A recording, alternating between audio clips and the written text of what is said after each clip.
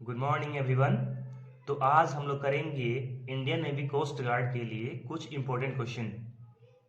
अगर इन क्वेश्चन को हम वन बाय वन कर लेते हैं तो ये हमारे अपकमिंग एग्जाम में बहुत ही हेल्पफुल होने वाला है। तो चलिए वन बाय वन हम इन सारे क्वेश्चन को करते हैं। जिसमें पहला क्वेश्चन है, which chemical is used in nail polish remove. Nail polish जो हम लोग हाथों पे लगाते हैं ना, तो उसके लिए उस नेल पॉलिश को हटाने के लिए कौन सा केमिकल हम यूज करते हैं? तो उसका आंसर है एसीटोन। दूसरा है, name the scientist who discovered electron. Electron के इन्वेंटर कौन है? तो आप सभी को पता है इलेक्ट्रॉन के इन्वेंटर है जे थॉमसन। एक ट्रिक आप याद कर लीजिए, क्या? ईट पर नाच। क्या? ईट पर नाच। ईट, ई फॉर यहाँ इलेक्ट्रॉन है, और ट मतलब था, थॉमसन। इलेक्ट्रॉन के है थॉमसन, प से प्रोटॉन है, उसके है रदरफोर्ड, और ना मतलब न्यूट्रॉन, उसके है च मतलब चैडविक। तो इलेक्ट्रॉन, प्रोटॉन और न्यूट्रॉन के हमारे इन्वेंटर हो गए। तीसरा क्वेश्चन बोल रहा है, पेंसिल बनाने के लिए कौन सा आप एलिमेंट का यूज करते हो? पेंसिल बनाने के लिए क्या यूज करते हो? पेंसिल बनाने के लिए ग्रेफाइट का यूज होता है। पेंसिल बनाने के लिए ग्रेफाइट का यूज होता है। बॉल में क्या लगता है? तो बॉल में टंगस्टन लगता है। कार्बन के दो एलोट्रोप्स हैं, डायमंड और ग्रेफाइट, जिसमें डायमंड क्या है? बैड कंडक्टर है, और ग्रेफाइट क्या है? गुड कंडक्टर है।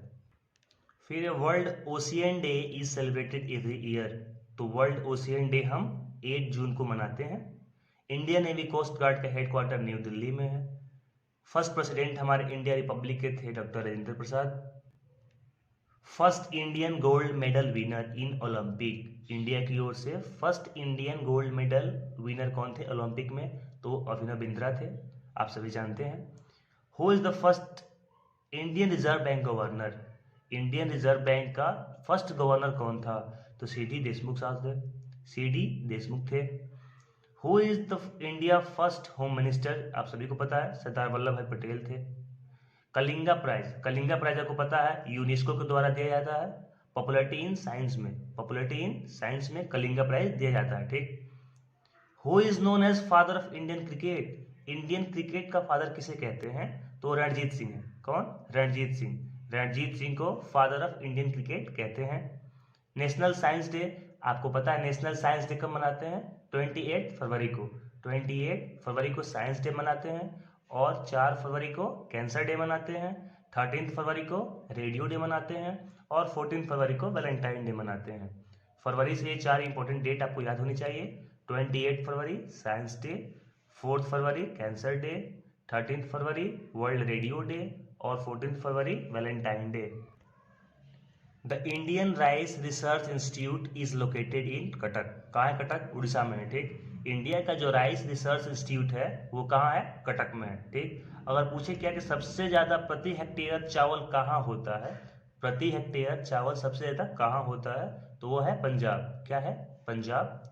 फिर पूछेगा हीराकुंड डैम, जो सबसे लॉन्गेस्ट डैम है, डिस्टेंस इसकी 4.8 किलोमीटर है हीराकुंड डैम की। हीराकुंड डैम सबसे जो लॉन्गेस्ट डैम है 4.8 किलोमीटर का, बोलता है को कंस्ट्रक्ट किस नदी के ऊपर बनाया गया है? किस नदी के ऊपर बनाया गया है? तो वो नदी है महानदी। कौन सी नदी? महानदी, जो कहाँ पे है? उड़ीसा में। कहाँ है? उड़ीसा में है। सबसे इंपॉर्टेंट क्वेश्चन 2 बार ये पूछ चुका है, क्या कि Surat is located on the bank of river. Surat किस नदी के किनारे बसा हुआ है? तो ताप्ती नदी है। कौन सी नदी है? ताप्ती नदी है। फिर पूछता है क्या, the kharif crop are harvesting in. तो खरीफ क्रॉप आपको पता है 2 क्रॉप होते हैं, कौन? रबी और खरीफ। तो खरीफ क्रॉप अक्टूबर और नवंबर के महीने में क्या हुआ जाता है? काटा जाता है, ठीक। शॉर्ट ट्रिक आपको बना लेना है, क्या कि कब रबी बोलेंगे और कब खरीफ बोलेंगे। तो रवि 2 अक्षर का है ना, तो 2 अक्षर वाले जितने भी हमारे पास है, जैसे गेहूं 2 अक्षर का है ना, तो समझना पक्का ये रबी क्रॉप है। जैसे खरीफ, खरीफ ये 3 लेटर का है ना, खरीफ। तो 3 लेटर वाले जितने होंगे ना, राइस, चावल, चावल 3 अक्षर वाला है, तो पक्का क्या ये खरीफ है।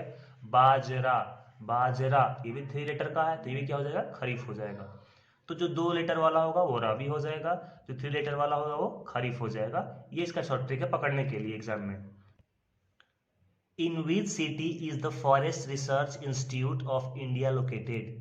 मतलब किस शहर में फॉरेस्ट रिसर्च इंस्टीट्यूट इंडिया का लोकेटेड है? तो आपको पता है देहरादून में। कहाँ है? देहरादून में। और देहरादून में क्या क्या है? हमारा आईएम है, इंडियन मिलिट्री अकेडमी भी वहाँ पे है, आईएफआरआई भी वहाँ पे है, वाइल्ड लाइफ इंस्टीट्यूट भी वहाँ पे है, और क्या है? जिसको बोलते हैं सर्वे ऑफ इंडिया।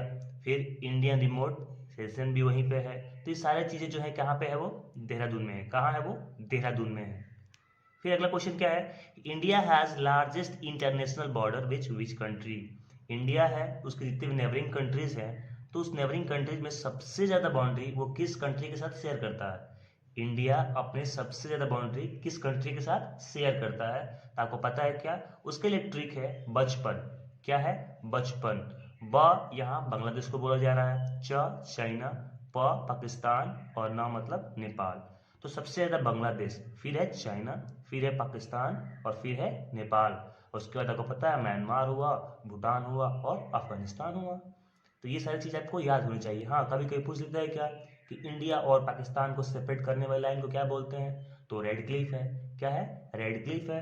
इंडिया और चाइना के बीच में सेपरेशन करने वाली लाइन को क्या बोलते हैं, वो है मैक-मोहन लाइन। कौन सी लाइन, मैक-मोहन लाइन।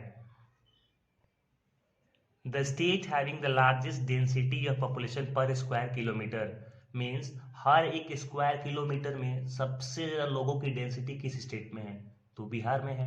कहाँ पे है, बिहार में है। फिर बोल रहा है कि कौन सी स्टेट जो है सबसे ज़्यादा विंड एनर्जी प्रोड्यूस करता है, डेवलप करता है सबसे ज़्यादा विंड एनर्जी, तो आपको पता है अपना गुजरात। और क्या है वहाँ पे, गुजरात में क्या है, सबसे ज़्यादा विंड एनर्जी है।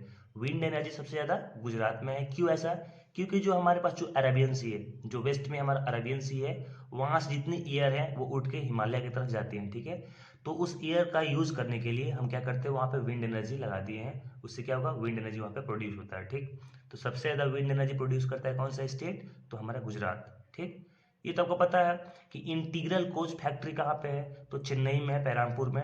इंटीग्रल कोच फैक्ट्री जो है वो कहाँ है, चेन्नई है, पेरामपुर में। ये 3-4 बार पूछ चुका है कोस्ट गार्ड में। द इंटीग्रल कोच फैक्ट्री जो है वो कहाँ है, चेन्नई में है। ये है मानसरोवर लेक। मानसरोवर लेक कहाँ है, तो मानसरोवर लेक तिब्बत में है। यहीं से जो हमारी सिंधु नदी है, सतलज है, यहीं से निकलती है। कहाँ से, मानसरोवर लेक से। तो मानसरोवर लेक से 2 नदी निकलती है।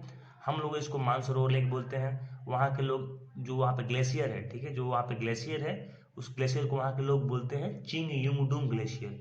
कौन सी ग्लेशियर, चिंग युंगडुंग ग्लेशियर बोलते हैं। फिर जो हमारा हिमालय माउंटेन रेंज है, पूछता है वो किस पहाड़ के रेंज के अंदर आता है। Himalaya mountain range falls under which type mountain, तो वो है फोल्डेड माउंटेन। वो है फोल्डेड माउंटेन। फिर है कि वो कौन सा देश था जो भिलाई स्टील प्लांट जो हमारा छत्तीसगढ़ में है, भिलाई स्टील प्लांट जो हमारे छत्तीसगढ़ में है, उसको हेल्प किया था मेकिंग में, बनाने में। ठीक है, तो भाई कोई अगर जो हमारे फॉरेन कंट्री है अगर सपोर्ट करेगी तभी तो कोई हमारा स्टील प्लांट यहाँ पे डेवलप होगा इंडिया में। तो वो कंट्री थी रशिया। वो कंट्री कौन सी थी, रशिया थी। फिर पूछ रहा है किस कॉन्टिनेंट को ब्लैक कॉन्टिनेंट बोलते हैं, डार्क कॉन्टिनेंट बोलते हैं, तो अफ्रीका है। वो कौन सा है, अफ्रीका है। फिर पूछता है सबसे important, world's largest fresh water island. World's largest fresh water island, world का लार्जेस्ट फ्रेश वाटर आइलैंड कौन है, तो अपने इंडिया में माजुली आइलैंड। कहाँ पे है वो, असम में है। ठीक है, इसी के नाम पे, माजुली आइलैंड के नाम पे ही इसे डिस्ट्रिक्ट भी घोषित कर दिया गया। इसे क्या कर दिया गया है, डिस्ट्रिक्ट घोषित कर दिया गया है। और ये कहाँ पे है, ये ब्रह्मपुत्र नदी पे है। कहाँ पे है, ब्रह्मपुत्र नदी पे है। World largest fresh water island जो है वो माजुली आइलैंड है।